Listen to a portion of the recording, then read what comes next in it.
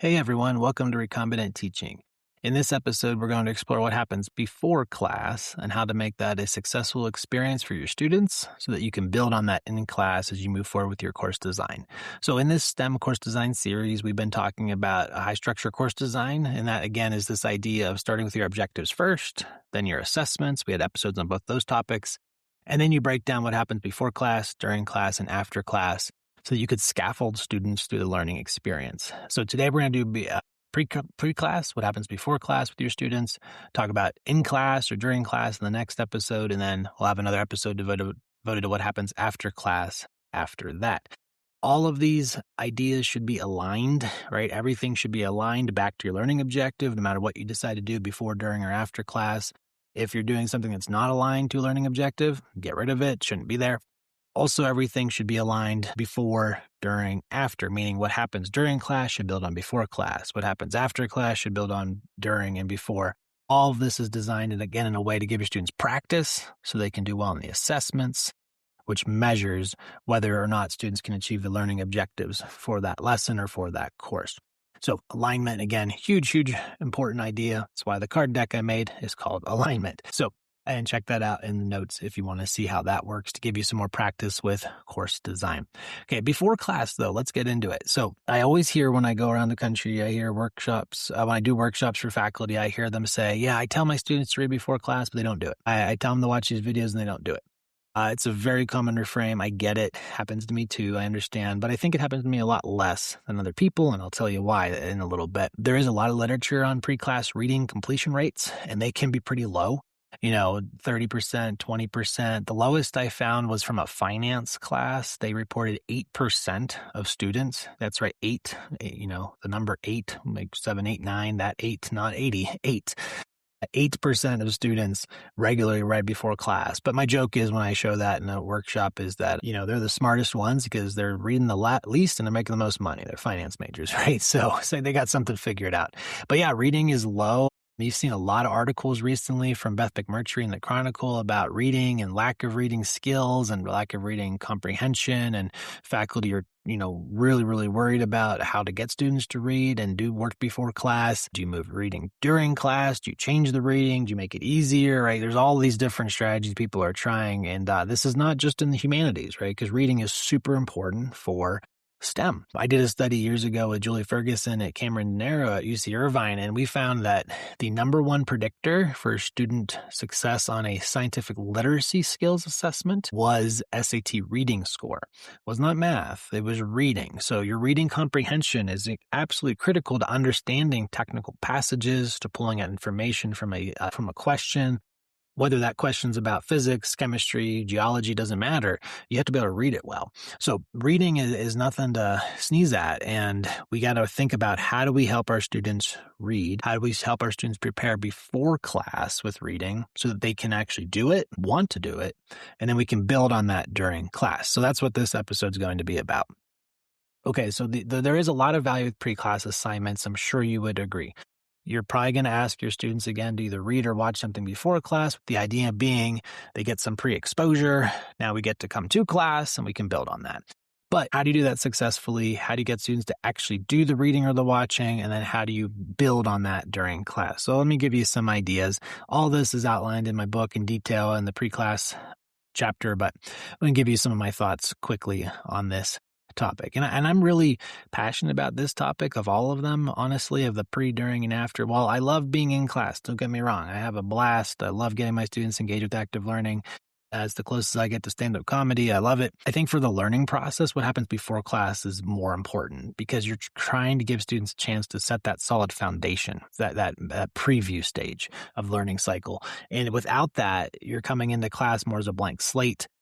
It's a little bit harder to grasp materials if that's the first time you've seen it. So this preview stage before class, I think, is really, really important. And there's some evidence, of course, showing that if you do pre-class assessment, well, that helps out later performance on assessments. So what can you do? Well, you can give students, again, we can have them read, you can have them watch videos. These could be YouTube videos you find. These could be custom videos you make for your class. It could be both. It could be reading scientific papers, it could be reading news stories. A whole host of things you can be doing before class. But the point is students are doing something to acquire content and skills, basic level. I usually treat pre-class more at the Blooms 1 and 2, maybe 3, but we're talking about remembering, explaining, maybe a little bit of application, but nothing above that. We want you to get the basics before class. I don't expect you to be able to hit the top of Bloom's pyramid with the stuff that you're learning before class. And then you're going to hold students accountable for it too. I think the big problem is when faculty say, hey, read chapter 5 before class, is there's no accountability. If there's no kind of quiz or assessment tied to it, students unfortunately aren't going to do it. It's just a fact. We all know this. Okay.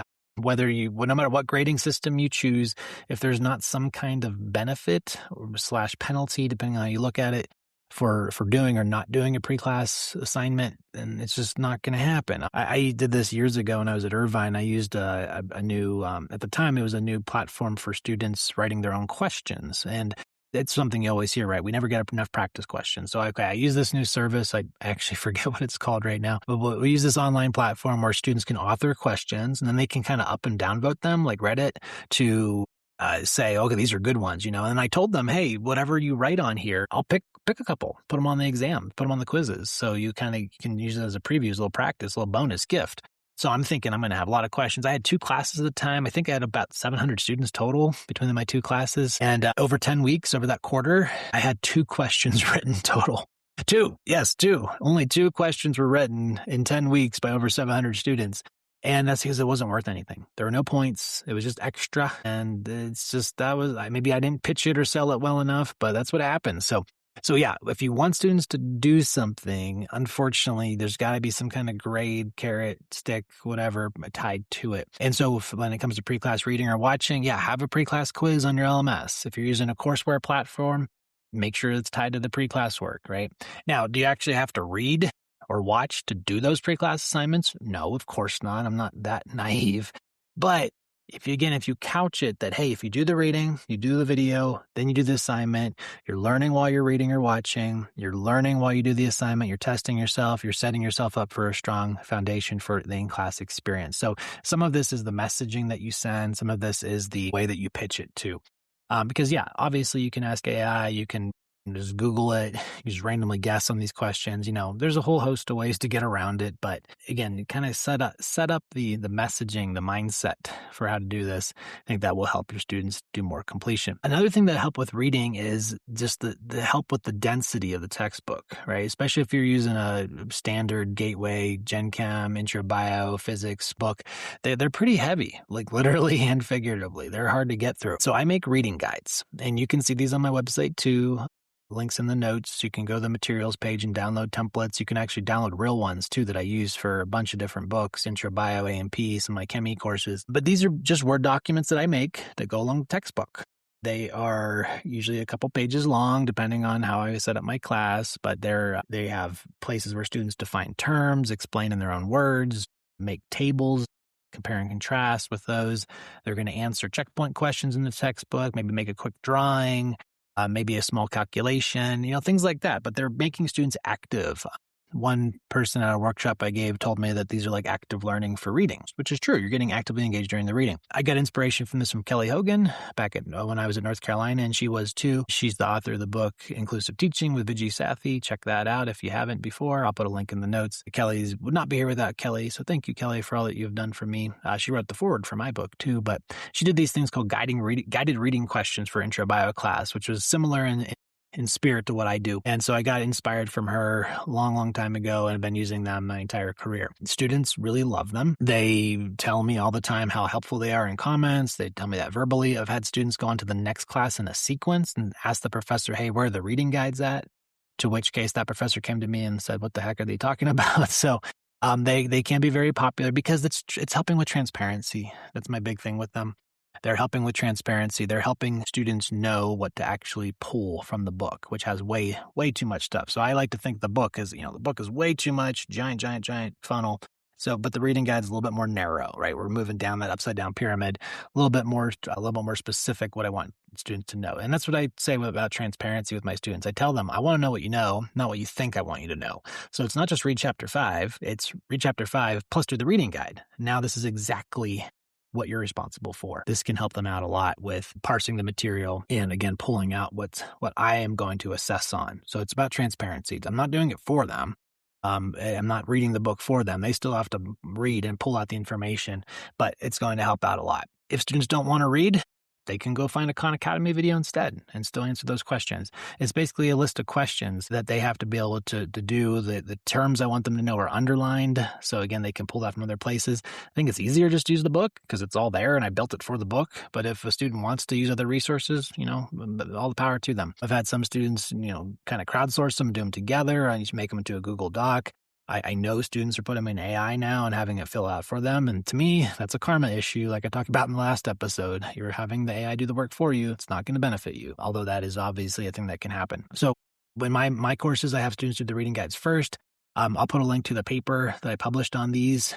I won't get into detail now, but in that paper, my super talented undergrads at Irvine and I, we found that the more often students did these prior to class for intro bio, the better their grades were. It's very strongly significant, controlling for a bunch of other factors with regression models. So you can check out that paper in the notes too. But they work is the short of it. I think they're really beneficial for students in Gateway STEM, especially helping students go from high school where they may not have ever read a book in STEM, which I'm seeing is true actually with my own son. He's going into 10th grade and they don't have books for their science courses. They don't have books for their math classes. It's just what the teacher gives them in slides. So I don't know if that's a unique thing with my family and my school district, but I don't think students are reading as much as they used to in high school. And so when you get to college, you're like, hey, read this. You're like, what am I supposed to do? What's this? So the reading guides can really be beneficial in Gateway entry-level STEM courses. So use them for that. Use them for any class though. They can be really helpful. But again, then you have that assignment afterwards. I use either my LMS or the courseware I'm using. For the pre-class assignments, I, have them tied to the reading guides again. So if you do the reading guide, you're going to be able to do just fine on the reading assignment. I call mine pre-class reading question assignments. I give lots of attempts to do well on these. Most of the time now, I give unlimited attempts. I'm totally fine with that because I don't expect you to be an expert before class. There's no real benefit then for cheating either, because if you have unlimited chances to get full credit, why not give it your all, right? Sure, you can still Google it or AI it and get the answer immediately and save yourself some time. But, if you're not being penalized, there's no real incentive to do that other than the time saving. So spend the time on it, learn it yourself, be honest with yourself. And that's going to help you build then when you get to class. So have that online assignment that's coupled with the reading or the reading guide or the watching. And that's going to help your students get prepared for class. And this is the other big issue and comment I give when someone says, hey, my students don't read, is that I ask them, well, what are you doing during class? Because if during class, all you're doing is repeating what happened in the reading, like not necessarily verbatim, but pretty darn close, you're not giving anything new, you're just going over the same material again, they're probably not going to read because they realize, hey, you just give it to us in class. So what's the point of me spending the time ahead of time if you're going to do it now? Now, of course, you're seeing it once in the reading. You're seeing it again in class by somebody different talking through it. That's probably beneficial, right? You're getting a second exposure. But students probably won't see it that way because they're saying, oh, well, hey, this guy's got it for us on these slides. Why should I see the same exact figures, same exact text ahead of time myself? I'm going to go do something different. So make sure you build on it. This is the biggest thing. So you got to build on what happens before class. And let me give you a concrete example for this. So in intro bio, we often have a lesson or a series of lessons on the cell. And we talk about the different parts of the cell and what they do. So we have all these cellular structures. Some are called organelles, and they all have different functions. So they're kind of like mini parts of the cell, and they do different things. So typically in a lecture, when you don't have pre-class for this, what you'll do is you'll bring up a picture of the cell, and it's all labeled with all different parts: Golgi, ER, lysosome, membrane, whatever. And then you have a slide for each one. You march through it. You zoom in on the picture. You show all of the different structures, you talk about their functions. Okay, fine, you can do that. And maybe even have students read about it ahead of time. But again, if that's how you're going to teach it during class, content delivery, they're probably not going to read because you're giving them all the information during class. Okay, now here's a different way. Let's say you have a pre-class reading guide. So you read this chapter in the book about it. You have a one-page worksheet, one-page reading guide. What is it? It's a big table with all the list of organelles, and you have a column for function. You talk about what they do.